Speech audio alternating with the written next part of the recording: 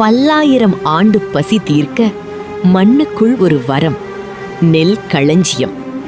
மழை பெய்தால் நனையாது, வெயில் அடித்தால் சூடாகாது, சுவர்களுக்குள் சுவாசம் வைத்தான் நமது ஆதித்தமிழன்.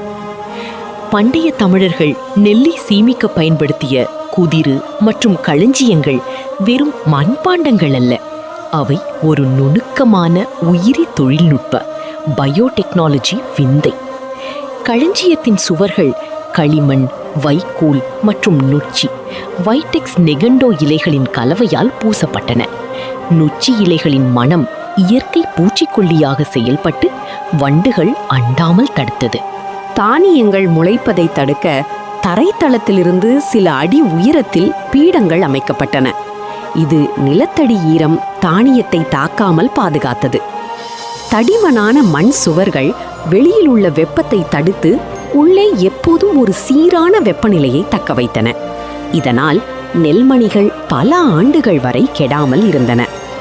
மின்சாரமில்லா காலத்திலேயே தானியங்களை பாதுகாத்த தமிழரின் பொருளறிவியல் இன்றும் உலகிற்கு பாடம்.